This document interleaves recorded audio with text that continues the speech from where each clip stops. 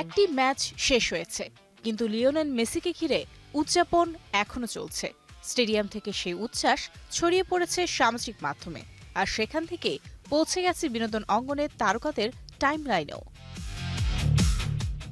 মেসির জোড়া গোলে আর্জেন্টিনা জয় নিশ্চিত হতেই সঙ্গীত শিল্পী কনা তার ছবি পোস্ট করে লিখেছেন, ভামোস আর্জেন্টিনা।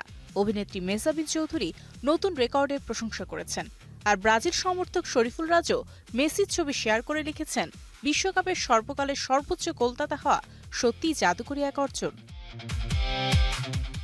এদিকে নির্মাতা আশফাক নিপুণ মজার ছলে লিখেছেন, একসময় পুরো টুর্নামেন্টে 5 গোল করলেই সর্বোচ্চ গোলদাতার দৌড়ে থাকা যেত, আর মেসি প্রথম 2 ম্যাচে করে ফেলেছেন 5 গোল। নির্মাতা কাজল আরফিন অমির একটি বাক্যই যেন সবচেয়ে সুন্দরভাবে তুলে ধরে মেসির জনপ্রিয়তা, দল যার যার, মেসি সবার। সঙ্গীতশিল্পী ইমরান মাহমুদুল তাকে বলেছেন আউটস্ট্যান্ডিং। তাশরিফ খান লিখেছেন, কথায় না কাজে মেসি। চিত্রনায়িকা পূর্ণিমা আর্জেন্টিনার জার্সি পরে কেক কাটার ছবি শেয়ার করে জানিয়েছেন, মেসির প্রতি ভালোবাসাই তাকে এই উদযাপনের অংশ করেছে। আর জাকিয়া বাড়ি মোমো সামাজিক মাধ্যমে প্রকাশ করেছেন মেসির সঙ্গে তোলা নিজের এআই ছবি। বাংলাদেশেই নয়, মেসির জনপ্রিয়তা ছড়িয়ে আছে বিশ্ব তারকাদের মাঝেও। বিশ্বকাপের অমর গান ওয়াকা ওয়াকার কণ্ঠশিল্পী শাকিরা মাঠেই মেসির বিরল মুহূর্তে সাক্ষী হতে হাজির হন।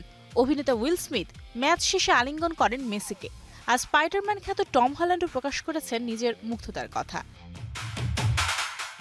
খুব কম মানুষই খেলাকে ছাড়িয়ে সংস্কৃতি, বিনোদন আর বৈশ্বিক আবেগের অংশ হয়ে উঠতে পেরেছেন।